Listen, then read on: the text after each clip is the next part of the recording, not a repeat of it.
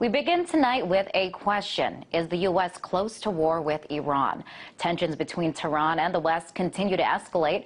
Recent events show both countries are engaging in a serious, dangerous political game. Just this past weekend, Iran claims to have shot down a U.S. drone flying over the country. On the same day, explosions outside the British embassy in Bahrain. This after the U.S. claimed Iran is behind a plot to kill a Saudi ambassador in Washington right here on U.S. soil. There's been a series of other mysterious explosions as well as assassinations of key scientists. Meanwhile, the U.S. is cracking down on the country through a series of sanctions. All this has some asking, are we already at war with Iran? Well, let's take a look at some of the headlines on the web today. These are the headlines from the Daily Mail, The Atlantic, and Newsmax.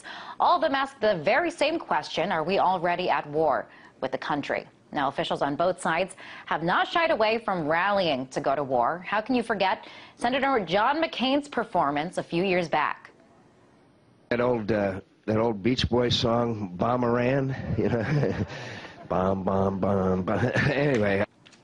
And more recently, Republican presidential candidates have said that we aren't being aggressive enough with Iran. Take Mitt Romney, for example.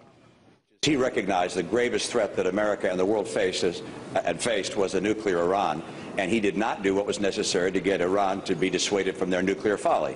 What he should have done is speak out when dissidents took to the streets and say America is with you, and work on a covert basis to encourage the dissidents. But with everything that has happened, is this proof that a covert war is already taking place? Here to talk more about this is Anthony Schaefer, Director for External Communications Center for Advanced Defense Studies. Welcome, Anthony. Thank you. So we just went through all those events, Yes. Tensions going high between the two countries, in some instances turning violent. Right. Are we already in a covert war with Iran? Well, I think it's pretty clear that these are no accidents. To quote the line from Jaws, this was no boating accident. The idea is, yes, I think everybody has equities here. There are issues relating to military, which I think there's no practical way. I know you hear a lot of saber-rattling. Look, there's over 300 sites that have been identified as potential nuclear-related sites in Iran. So no country is going to go in and just start bombing things at random. Secondly, we've really not determined what we want to do here. Let's remember one of the things about Iran. These are Persians. These aren't Arabs. They're more Western European than they are Arab. And the people, as Mr. Romney just stated, you know, in July of 2009 attempted to rise up. That's where we should be focusing on helping the people gain freedom, not on what the government's doing, other than to try to help the government go away. Right, and you know, we are seeing these covert, more low-key operations. Right. Do you think that this could be a pretext to an all-out war? Again, I just don't know how anybody would be able to sustain a all-out war. Iran's a very large location, and let's remember one of the other key factors here for everyone, no matter who you are. They are the third largest producer of oil on the planet. So if anything happens to that supply, all resources, all prices go up. So anybody who's considering military action, I don't think fully understands the secondary and tertiary effects of a military action and how bad that would be for everybody. So we really aren't in a position, either because of the drawdowns of forces from Afghanistan and Iraq, or the practical application of force being that you would lose at least or disrupt 1/3 of the oil supplies to the planet. I just don't think there's any way we can do it militarily at this point in time. And even if it's not feasible or not practical, why then are we seeing this language and this push on both sides? It seems like we are heading in that direction. We're a nonpartisan think tank. We don't take the right or left. And one of the things that I think you're seeing here is one side, the Republicans, essentially taking up this Republican Party line. I'm a conservative, but frankly, the idea here is that they're not thinking this through. They are saying what they think the base wants to hear and not actually looking at this thing logically. If X, if Y, then Z does not mean you have to bomb them. You have to find a way to essentially make sure that the nuclear weapons, if they are established, can't be used against us. And the best way of doing that is by government reform, government change, letting the people become free. And I think a free society would not be so predisposed to having this angst against the West. And I think that's the way we should look at this. And I want to ask you, with all this talk that we are seeing that gives the indication that war at least is definitely not off the table, who stands to benefit from going to war with Iran? Well, that's a good question. That's an excellent question. Frankly, no one.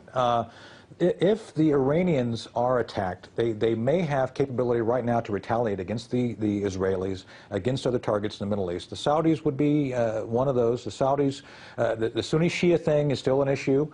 So therefore, there's really no benefit to going to war. Now, the question becomes, what will the Iranians do? How aggressive will they become? And frankly, we do believe that they are doing things to be aggressive. They're developing EMP weapons and nuclear weapons which could be used. But again, the idea of them using them would not be in their benefit either, because they would be devastated. If they use a nuclear weapon or any weapon first, they will be devastated. So I think there's no upside for anyone using military force at this point in time. We do see Israel prepping, gearing up to go to war with Iran. Right. And if that happens, is it inevitable that the U.S. is going to follow suit and also be at war? First part of the question, absolutely. They fired the Jericho 2 missile about 3 or 4 weeks ago, showing that they have this ability to launch missiles. Clearly, I've talked to folks who are on the ground there. They are clearly worried. But the very question you asked me, what will we follow with them, is one they don't even know. Frankly, I don't know if we know. No one really has been able to ascertain what the White House would do if push has come to shove on this issue. So I think that's the one thing. Perhaps even this ambiguity of policy may be helping by the fact no one really knows what will happen. And while we are seeing this push to go to war on both ends, not everyone is on board. I want to play you a song here from Ron Paul. Sure. Iran does not have an air force that can come here. They can't even make enough gasoline for themselves. And here we are, building this case out, please, they're building up this case just like we did in Iraq. Build up the war propaganda. There was no Al-Qaeda in Iraq, and they had nuclear weapons, and we had to go in. I'm sure you supported that war as well. Yeah. Okay. It's time we quit this. It's time. It's trillions of dollars we're spending on these wars. Just want to get your reaction to that. He kind of called out some of the other candidates for playing into this war propaganda. Well, I've debated Representative Paul. I think he's a good guy. We debated on the John Stossel show on Fox News a while back.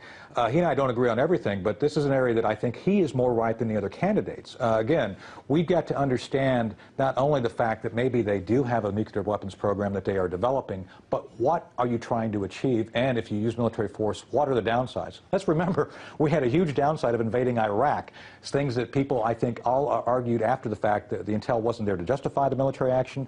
And frankly, the benefit of us going in has never been proven to anybody. So I think that's Ron Paul's position. I think he's correct in this area of his debate. And Anthony, I also want to ask you to kind of take a step back and beyond Iran to take a look at the region. Tension is mounting not only with Iran in Afghanistan and Pakistan, especially after the U.S. Accidentally killed 24 Pakistanis.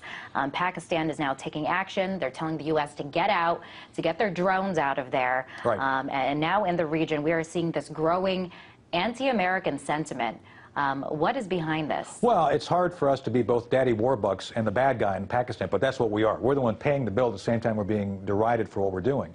And just right here earlier today, it turns out that there was a firearm exchange of gunfire in Kashmir between the Indians and Pakistanis.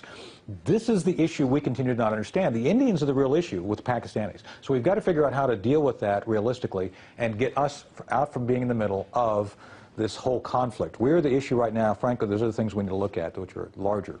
Last question. Back on Iran. How imminent do you think war is with all this that we're seeing? Are we talking weeks, days? I don't think anything's going to happen this month. I think that the Israelis are on a timeline. They're of their own timeline. And I think if anything's going to happen, it'll be late January, early February at the soonest. But the concern is obviously, will they be able to mate a nuclear weapon to a missile? That's the big piece that we're looking for now. As soon as the Israelis think that may happen, I think they may take action. Scary stuff. Anthony, thank you so much for weighing in on this. That was Anthony Schaefer, Director for External Communications, Center for Advanced Defense Studies.